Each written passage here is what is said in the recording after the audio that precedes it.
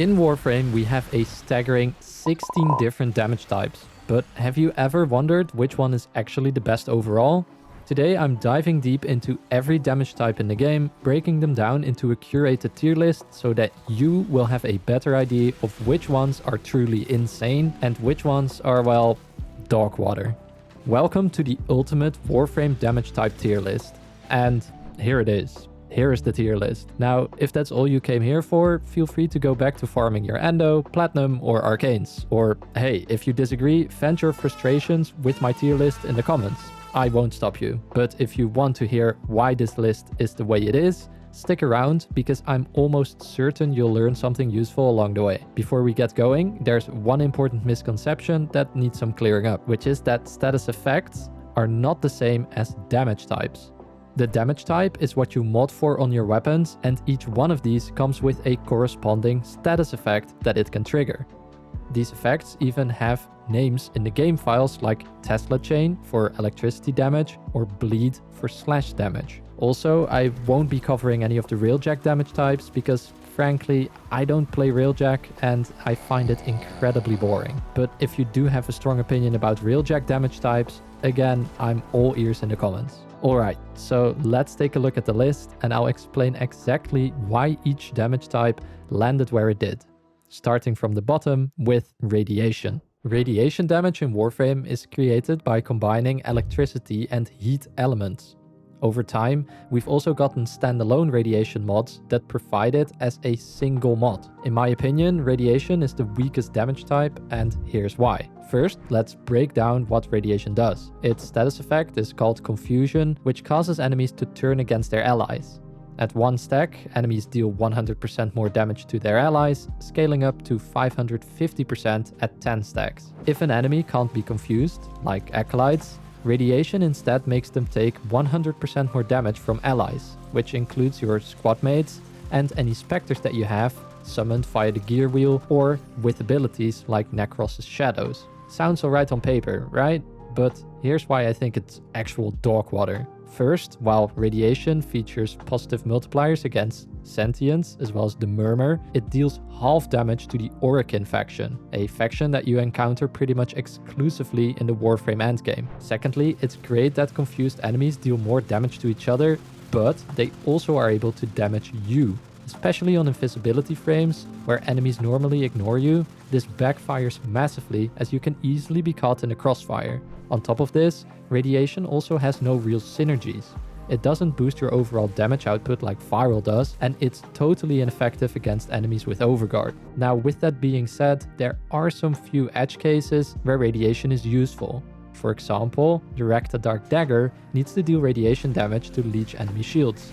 And you can use radiation to boost ability damage through Topaz Archon shards, which for builds with health leech damage will be pretty decent. Finally, we also have a new arcane called Universal Fallout, which causes enemies to drop universal orbs when killed, and this chance is increased with additional radiation procs. So yeah, unless you're a big proponent of Schadenfreude, radiation damage for me is firmly at the bottom of the list. Next on the list is impact damage. And I'm putting impact in the it's aight tier, like, I don't know, it's okay. Impact damage has actually gotten a lot better than it used to be, mostly thanks to the enemy armor being nerfed after the Jade Shadows update. The impact status effect is called Stagger and stacks up to 5 times. Each stack applied staggers the enemy, and the duration of the stagger scales with the number of stacks that are applied.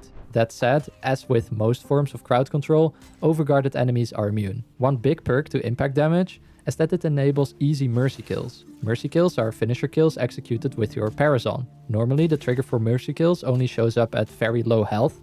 However, if an enemy is affected by the maximum number of stagger procs, mercy kills will become available at 80% health for unshielded enemies, or even at 100% health for enemies that have shields but are stripped of those shields. The availability of mercy finishers is indicated with a little icon above their health bar, which you can see change around when affected by stagger procs. These mercy kills can be great tools to instantly deal with enemies that have damage attenuation, like Skaldra Dedicant units, which otherwise can take literal minutes to kill. Impact is also neutral across all factions, so you won't have to worry about any weird negative multipliers like you did with radiation. But unfortunately, it does suffer from the same lack of synergy. Adding insult to injury is that impact is a physical damage type, just like slash and puncture, meaning it scales additively with impact damage mods. To illustrate how this works, let's say your weapon has 100 impact damage, 20 puncture damage, and 20 slash damage. If you use a 90% impact damage mod, total damage will become 230.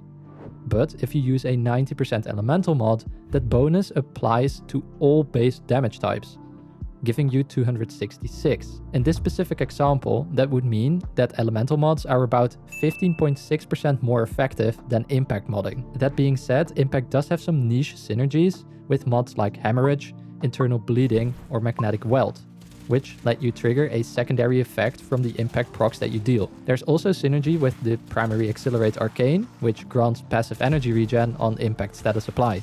Combine this with something like Nourish, and you've got quite a sustainable energy engine. So to summarize, while impact damage is not precisely meta-defining, it does have its place, especially for dealing with pesky damage attenuating units, which for me alone lends it its place in the It's I tier. Now we move to the newest damage type in the game, called Tau damage, which was introduced alongside Caliban's rework. As of recording this video, Tau damage only comes from Caliban and is one of the limited sources of status chance vulnerability in the entire game. At 1 stack of Tau, enemies become 10% more vulnerable to status effects. This scales linearly to 100% at 10 stacks, and what's important to note is that this vulnerability works as a separate multiplier for the status chance on your weapon. For example, on this Lex Prime I have exactly 100% status chance. With 10 Tau stacks, this will double to 200% while keeping the originally modded weightings in place. This means that at 200% final status chance, I will have 2 separate status effect rolls with, for instance,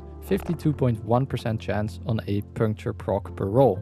Now, on low status weapons, that's not exactly a game changer, but on something like the Strun Incarnon, which can easily push 300% plus status chance, this doubling becomes extremely powerful. Another nice feature of Tau damage is that it works on enemies with Overguard, making it one of the few damage types that have this trait. It's also neutral against all factions, so no weird negative multipliers to worry about again. So at the moment, the only source of Tau is from Caliban. However, maybe in the future DE will release weapons or mods that feature it as well. Still, for now, Tau damage is in a very reasonable place as a reliable enabler for status-based builds.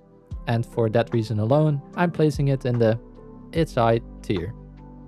Oh boy, it's time to move up a tier again. Now we are going to good when synergized damage types. And first on the list is gas damage. In Warframe you can get gas damage by combining heat and toxin elements, and its status effect is called Gas Cloud. Gas Cloud creates a lingering cloud that lasts for 6 seconds and deals AoE damage every second in a 3 meter radius at base, scaling to 6 meters, influenced by the amount of gas procs on an enemy. Gas has positive multipliers against infested Deimos and Techrot enemies, while possessing a negative multiplier against Skaldra and being neutral to all other factions. Gas damage is where we also start dealing with formulas for damage over time effects, which are also sometimes referred to as DOTs or dots. Practically all damage over time effects are scaled by the same multipliers, which are modded base damage from sources like Serration, gas elemental damage from your elemental mods, faction damage, and status damage that you can get from elementalist mods. The formula on the wiki also lists additional multipliers all the way at the end, and these would include things like critical damage multiplication,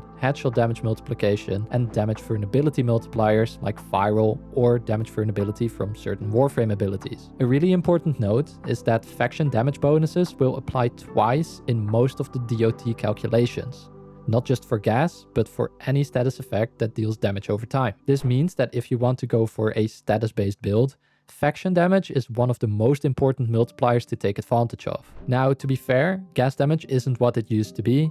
As you see, back in the day, it could scale quadratically with stealth damage, which obviously got nerfed. But if you know how to build for gas damage nowadays, it can still be incredible in today's meta. The best synergy with gas damage comes in the form of melee afflictions, which is able to reapply gas damage after consuming it to quadratically scale your gas cloud damage. However, for this to work, you need to be able to force proc another element, and your melee attack should have innate lifted, ragdoll or knockdown effects associated with it for afflictions to actually trigger. Certain melee weapons like dual swords, dual daggers or scythes have these innate effects on their heavy attacks. The easiest way to show you how the gas cloud damage scales is by using Blood Altar from Garuda, which is an ability that can be subsumed onto any Warframe. Blood Altar will make sure that enemies stay alive for the scaling to be able to occur. If we mod, for instance, an Okina Prime with some gas damage and do a couple of heavy attacks on our target, you will see the gas cloud damage skyrocket. If we then pull in surrounding enemies, you can then also see that the damage cap numbers start popping up all over the place. Another bonus is that the gas cloud is able to damage Overguard. This synergizes very well with something like melee influence to spread DOT effects, causing gas damage to absolutely shred through overguarded enemies. So while admittedly gas isn't a universal plug-and-play element, if you build around it, it becomes one of the most powerful DOT types in the game. This is exactly why I would place it in the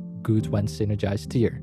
Next up is slash damage. And some of you may be surprised to find it this low in the tier list. Slash damage has been an absolute staple in Warframe's history, especially before the Jade Shadows update. The key to Slash's dominance over the years is its status effect called Bleed, which causes a damage over time effect that completely bypasses enemy armor and hits enemy health directly. When you combine this with something like a viral vulnerability multiplier, which boosts damage against health by up to 4.25 times, you can get some of the most lethal scaling in the game. Before Jade Shadows, this was a go-to combo, as enemies had absurd amounts of armor, but relatively low health. So Slash lets you ignore all of that tankiness and go straight for the kill. It was also super easy to build for. Just slap on Hunter munitions on any primary weapon, and boom, free bleeds on crits. Faction-wise, Slash is especially good against Infested, as well as the Narmer with a 1.5 times bonus, and it's neutral against everything else. Like the other DOTs, Bleed scales well with base damage, faction damage, and status damage, and multipliers like crits and headshots. But an important difference for Bleed damage is that it does not scale with Slash mods, which is something you definitely have to keep in mind when you are trying to make Bleed builds. So how is Slash holding up now? Honestly, still pretty well concerning the circumstances. But to make Slash useful, you do need to build into it. This is because the enemy health has been so massively buffed that Slash damage alone and the bleed that you get from it often isn't enough. You want to combine it with mechanics like multiplicative condition overload and multipliers like headshots and critical hits, as well as viral vulnerability to get some good mileage out of your bleed damage. However, outside of just letting the bleeds tick away over time, there's also some options to consume the bleeds for burst damage. This can be done by abilities like Expedited Suffering, which is a Helminth ability that can be put on any frame. We also have Dante's Tragedy, which is able to consume all of the bleeds for upfront damage. We also have Nesha's Divine Retribution, that not only duplicates the bleed procs that are applied to enemies, but also consumes them at the end of the ability. Or finally, we also have the Harmony Heavy attack that we can use to consume the bleeds. Also mentioning Slash, let's not forget about the Slash Queen herself, Garuda, with her Seeking Talents ability. Seeking Talents applies forced bleeds after any damage instance, and if used properly, a Garuda with a good Seeking Talents build can consistently hit damage cap bleeds, which is pretty nuts. So while Slash isn't in the untouchable position that it once was, it's still incredibly effective with the right synergies. That, in the end, earns it a strong spot in the good when synergized tier. Now let's talk about void damage, which we can get in two ways. Either with Zata's Whisper, Zaku's Subsume ability, or more naturally via operator amps. Void damage is paired with a status effect called Bullet Attractor. When Bullet Attractor is applied, it creates a small 2.5 meter radius bubble at the point of impact for 3 seconds. If that point of impact triggering the bubble was a headshot, then every follow-up hit into the bubble will also count as a headshot. This is a huge deal for headshot scaling builds, especially if you're subsuming Zata's Whisper for double dipping the headshot damage multiplier. The redirection of bullets is not only limited to your own bullets, but also includes enemy bullets, making Bullet Attractor both offensive as well as defensive at the same time. Bullet Attractor has a fun quirk too. If your weapon has any punch through, projectiles might orbit the enemy inside the bubble after the first hit. This isn't nearly as effective as Mag's Magnetize, but it can still work if enemies are close enough together. And when the status ends, leftover projectiles fly off in random directions, hitting any poor souls in their path. Now, outside of bullet attractor, void damage is used in very specific game mechanics, like activating obelisks on Deimos, killing spectral Thrax forms, damaging void angels, or resetting sentient resistances. So why is void damage in the good when synergized tier? Well, mainly it's because Zata's Whisper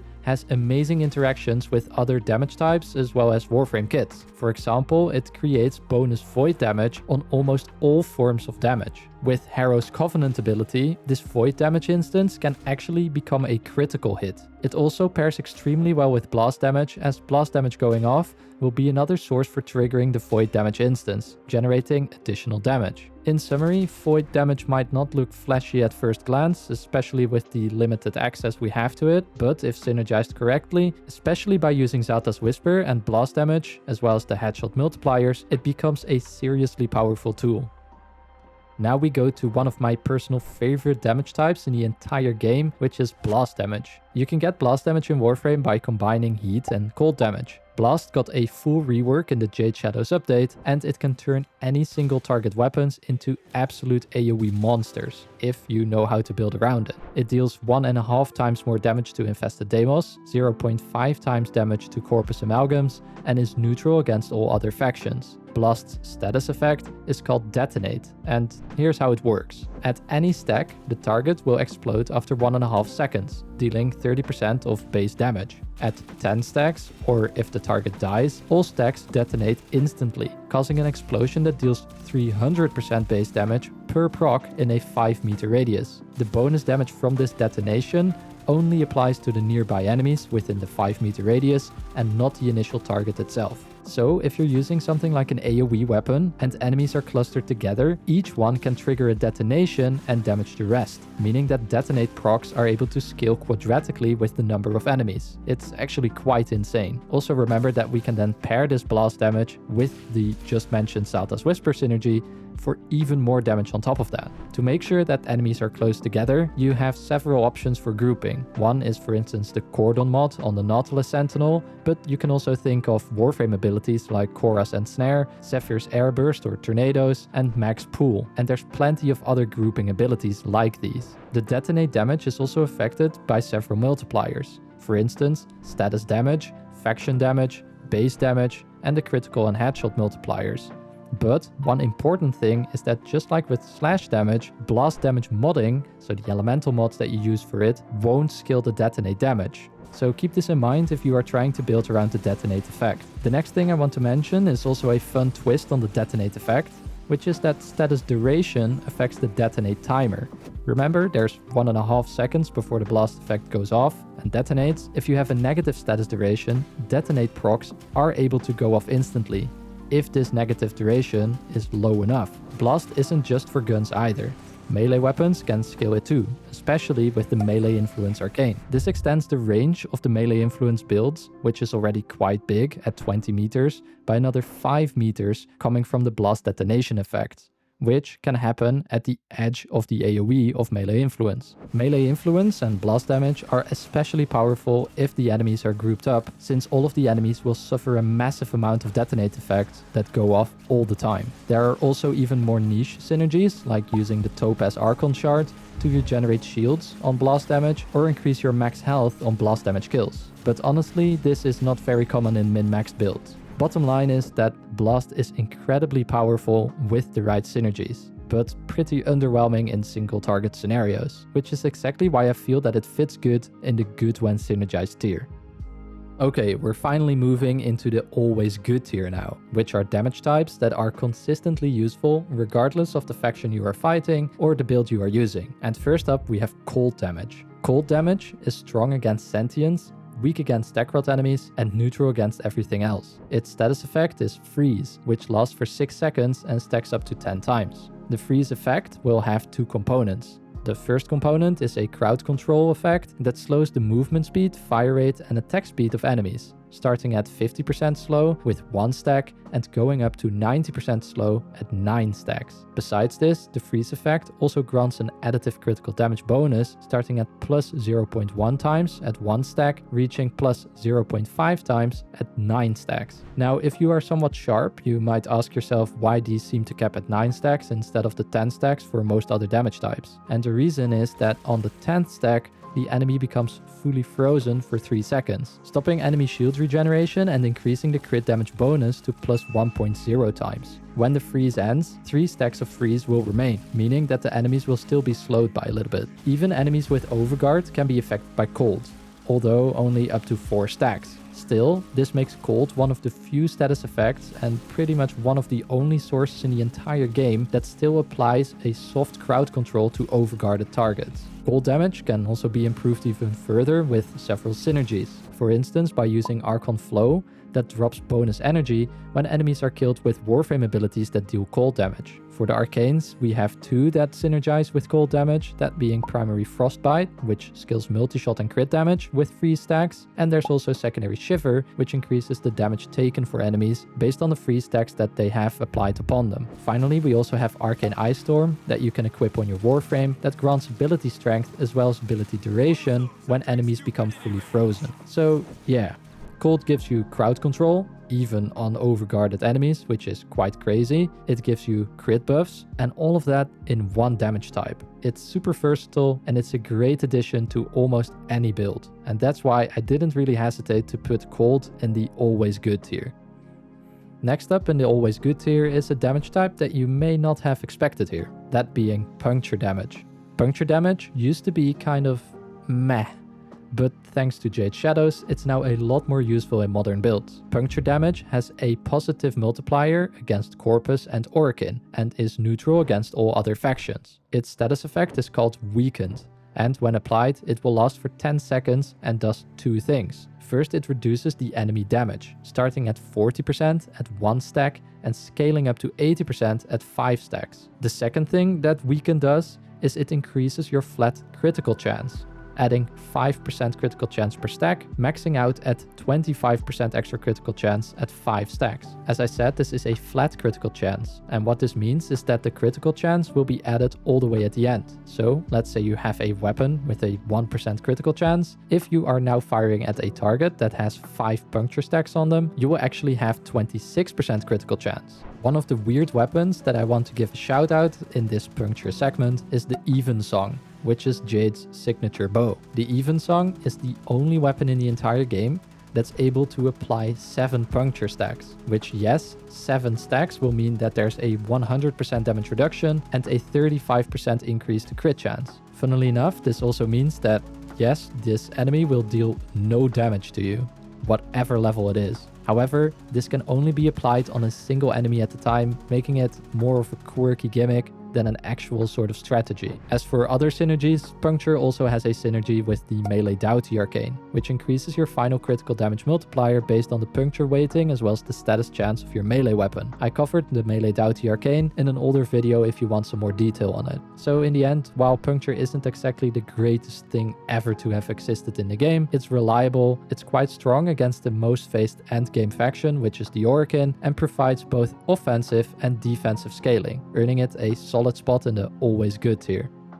Next up, rolling in the always good tier, is our lovely Saren with her damage type Toxin, which is easily one of the most powerful and versatile damage types in the game that we have at the moment. Toxin deals bonus damage to Narmer enemies and is neutral against all other factions. But the real strength of Toxin is that it bypasses shields, both in the direct damage of Toxin and its status effect. This status effect is called Poison, and it applies a damage over time tick that starts 1 second after being applied, ticking for every second over the duration of 6 seconds. The damage formula for poison damage looks as follows, where we see our expected culprits for damage scaling, that being the base damage, the toxin damage bonuses, faction damage bonuses, status damage bonuses, and the elusive additional multipliers. Toxin is especially useful in missions against Corpus enemies or any enemies that have shields in general, and it's able to scale its damage over time effect insanely high by being uncapped. just don't forget to add something like status duration to increase the damage even higher.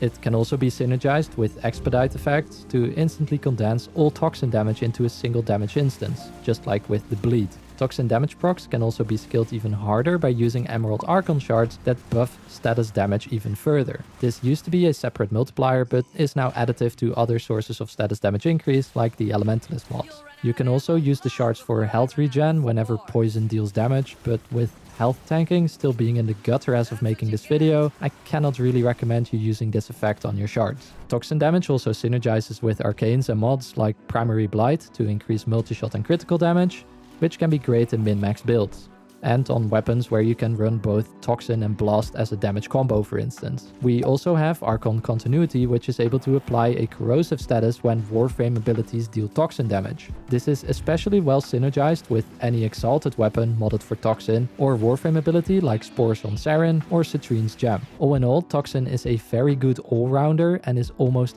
always useful to have, especially against enemies with massive shields like Corpus. But in any Fissure missions with Orokin, which have some enemies that also have shields, it's still very good as well, which is in the end why I put it in the always good tier. Next up, let's throw some sparks, because it's time for Electricity. Electricity is a damage type that used to be one of the weakest in the game, but thanks to the enemy armor nerfs and melee influence, Electricity has become one of the most used and powerful elements in today's meta. Electricity deals bonus damage to Corpus amalgams, as well as the Murmur, and is neutral against all other factions. Its status effect is called Tesla Chain, and when applied, it deals AoE damage every second for 6 seconds in a 3-meter radius. It also stuns enemies unless they're bosses or have overguard, of course, because as always, overguard ruins any form of crowd control in Warframe, but this is a completely different topic, so no need to go into that right now. Anyway, back to Electricity. The Tesla Chain damage uses the same formula as Toxin, Gas and Heat and all the other ones. However, there's one cool note that I want to point out here, which is that if you are using combined elements, like Magnetic, which you get from Electricity and Cold damage, the individual mods are still able to contribute to the DOT damage. So that Electricity mod that you use to get Magnetic is still buffing the Tesla Chain effect, even if it's part of a combo. And the same goes for Toxin elemental mods and Heat elemental mods. This makes weapons with innate base elements incredibly strong, as you can basically benefit from the same mod twice. But the real power of Electricity comes in the form of synergies, especially with, as I said, melee influence. This arcane is quite controversial, but it's undeniably very strong. It duplicates status effects and spreads damage in a 20-meter radius, making Electricity procs insane. For melee builds, modding Electricity has basically become mandatory. Another good synergy for Electricity damage and getting high Tesla Chain procs is False Shock with Shock Trooper. False Shock is his Helminth ability, so this means that you can actually put this on any frame in the game. Using this combo gets you a guaranteed electricity source that won't combine with your weapon's other mods, so it will always proc melee influence. Something else that you can synergize Electricity damage very good with is Archon Stretch, which gives you extra energy regen.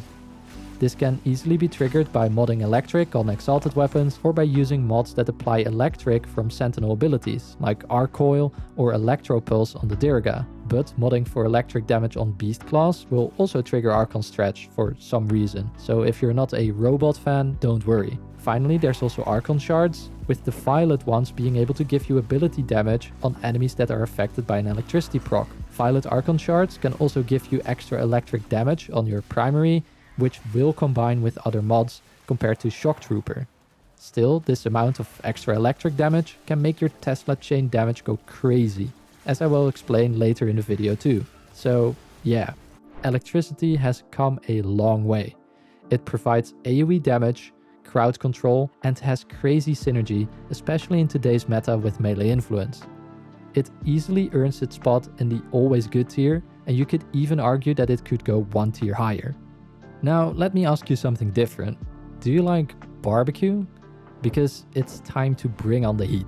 At first glance, heat damage might seem like a pretty simple damage type, but once you understand how it really works, especially with the heat inherit mechanics, you will realize that it's one of the most busted damage types in the entire game. The heat damage type will deal bonus damage against infected, however it's weak against Kuva Grineer, and it's neutral against everything else. The status effect of heat is called Ignite, and Ignite does 3 separate things. First, it's able to apply a panic effect, stunning enemies and making them flail around. Secondly, it strips armor up to 50% over time, and it also deals a damage over time effect after a 1-second delay, ticking every second for 6 seconds. To fully understand heat, let's unravel it into the 3 different parts that I just mentioned. First, panic. Panic only affects enemies without overguard, stunning them for 4 seconds if they're humanoid enemies, 3 seconds if they're infested enemies, and 2 seconds if they're robots. Mini-bosses and acolytes don't panic at all, so keep this in mind. The stun duration of the panic effect can be extended by things that slow animations, like Nova's molecular prime or the freeze effect from the cold damage that I've just discussed. However, this stun duration is not increased by status duration, which you might think. If you keep applying heat, you can stunlock entire groups of enemies, which gives you time to grab some of the marshmallows. Then there's the armor strip part of heat, where heat will remove armor, ramping over time. After half a second, the armor strip will be 15%, then it will go up to 30%, then 40%, and finally you will have a 50% armor strip after 2 whole seconds. This armor strip ramps up and down based on the presence of heat procs, and unlike the panic effect, status duration does affect this. So longer status durations means longer armor strip uptime. This brings me to the damage formula of the heat damage over time. The Ignite DOT uses the same standard formula as all the other ones, but there's a hidden mechanic that pushes heat over the top, referred to by the community as Heat Inherit.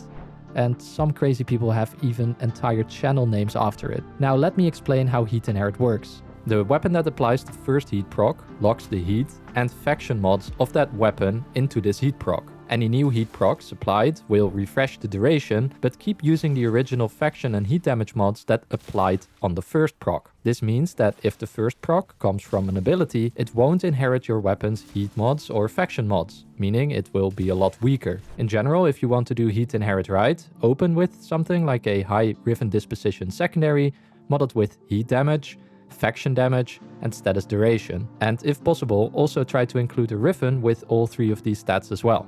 Then I would advise to use a high fire rate weapon that refreshes and stacks that initial heat proc, keeping it alive while ramping the damage to infinity. Oh, and before I forget to mention, melee afflictions also works with heat damage, just like how it worked with gas, meaning that single target heat damage can absolutely go through the roof. Then for the synergies with heat damage, there are quite a few to think of.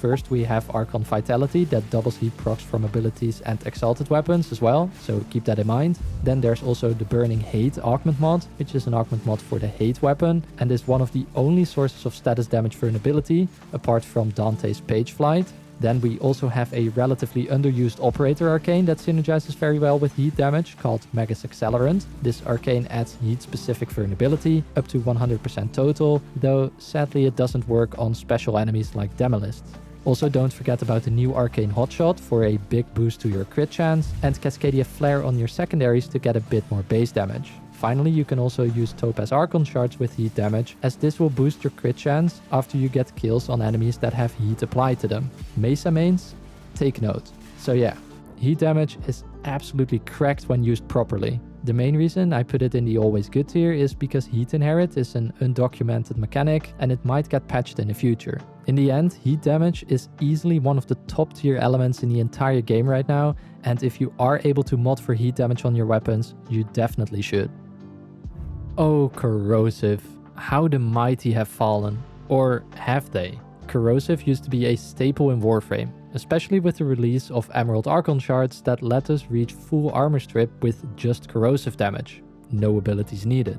But with Jade Shadows, it got nerfed hard. So what's the verdict now? Corrosive damage is made by combining Toxin and Electricity and deals bonus damage to Grineer, Kuva Grineer and Skaldra, is weak against sentience and neutral against everything else. Its status effect is called Corrosion, which reduces enemy armor. At 1 stack, you get a 26% armor strip, and each additional stack grants plus 6%. This then caps at 80% strip at 10 stacks. By using a full Tau Forge shard setup, you can increase the stack cap to 25 max, giving you a 144% armor strip. Now, the thing is, you don't need those 25 stacks. In most cases, 14 stacks, being a 104% strip, is enough to wipe out armor on almost any standard enemy. But there are some enemies, like Acolytes, that have a lower status cap. They can only accept 4 corrosive stacks max. So if you want to full strip them, you will need 3 emerald tau shards as well as 1 normal emerald shard, although this is massive overkill and you are better off dealing with acolytes by using other armor strip sources like abilities. Talking about corrosive, I should also mention Hydroid, as Hydroid has a passive ability that gives a special bonus to corrosive procs. His passive namely boosts the first corrosive proc to apply a 50% armor strip instead of the original 26%. This means that Hydroid can reach 100% strip with just 10 stacks of corrosive, no shards needed.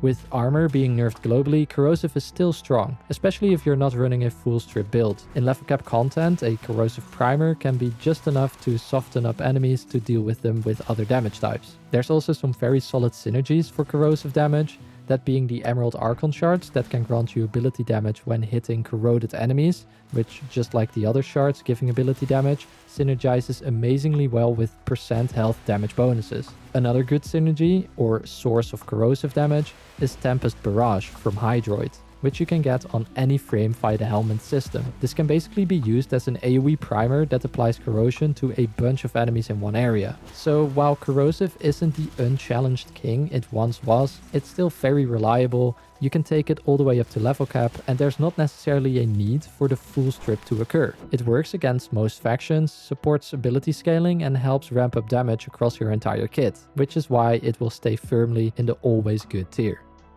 Okay Tenno, welcome to the actually insane tier, where the damage types start doing some truly busted stuff. And leading the charge is none other than the reworked magnetic damage. Since the Jade Shadows update, magnetic has become one of the best status damage types in the entire game, especially for high level content like level cap Void Cascade. Magnetic damage has positive multipliers against Corpus, Corpus Amalgam, and Tech Rod, while having a negative multiplier against an armor and being neutral against all other factions.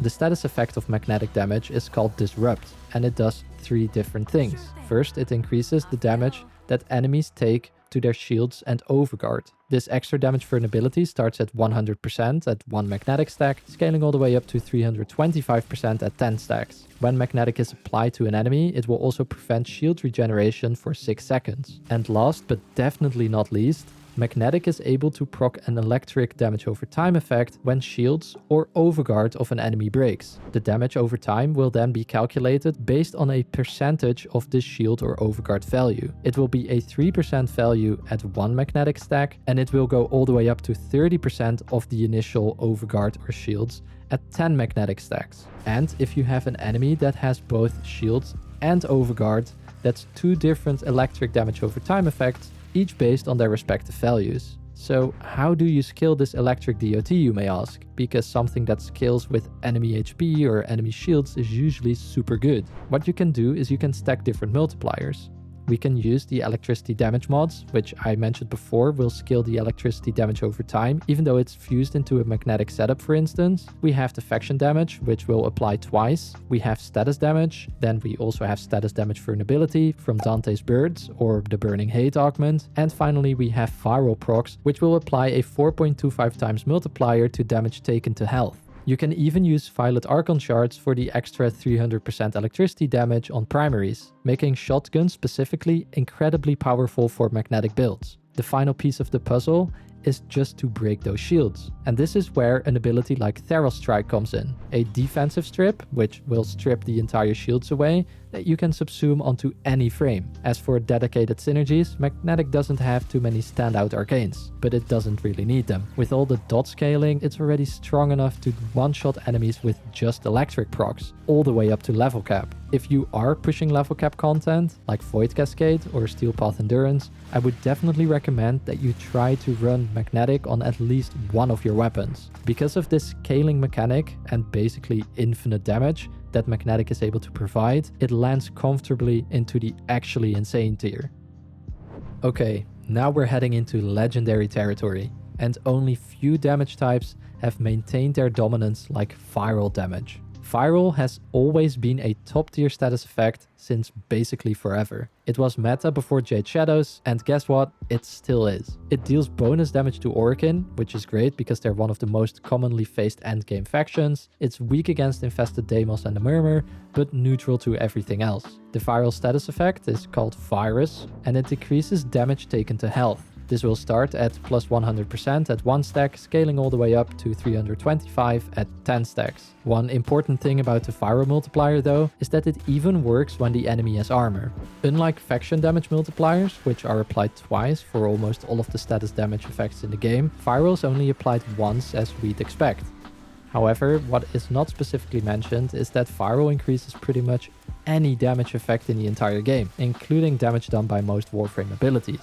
Viral damage is the damage type that you can always use under whatever kind of circumstances, and it will always perform amazingly well. This is also what makes Nourish such a widely used helmet, as it's able to provide viral without having to mod for it, in combination with practically fixing your energy economy on any frame you use it on. Because of the fact that viral establishes itself as an easy way to get a almost universal 4.25 times multiplier, it means that I cannot put it anywhere else but the actually insane tier. But now for the final damage type, which is arguably even more crazy. This damage type is called True Damage and has been given its name by the Warframe community itself. The reason it's called True Damage is because it completely ignores any shields or armor that are present on an enemy. This is incredibly powerful, and as such, sources of True Damage are incredibly limited and you cannot even actually mod for it on any of your weapons. Pretty much the only way you can deal this damage is with a select few Warframe abilities. In alphabetical order, the wiki would suggest that Ashe's Bladestorm still does true damage, which it doesn't, ever since the Exalted reworks, which you can see right here as it does not bypass shields nor armor. And also the same goes for Hydroid's Tentacles, which will only deal corrosive damage that does not bypass armor. The only frame that still deals actual true damage is Inaros with his Desiccate and Devour abilities. However, these abilities deal relatively low damage, which cannot easily be scaled to increase their viability at higher levels. As for the other true damage abilities, these could be split further into the damage redirection and health leech effects. Damage redirection will not bypass shields nor armor, but it's based on another damage value that you deal beforehand. Abilities that have this kind of redirection are Doom from the Goth and Collective Curse from Kalervo. The damage done by these abilities have no inherent damage type associated with them, hence why they become classed as true damage. On the other hand, we have the Health Leech effects, which is basically percent health damage to enemies. Health Leech is present on abilities such as Reeve from Revenant, So from Sephiroth, and Energy Vampire from Trinity. These Health Leech abilities are affected by several multipliers, which are the Viral multiplier, the Ability Damage multiplier from Archon Shards, as well as Roar, Damage Vulnerability multipliers from Warframe abilities, and the Ability Strength multiplier that increases the percent health damage done. If you min-max these multipliers correctly, you are able to always insta-kill any level enemy.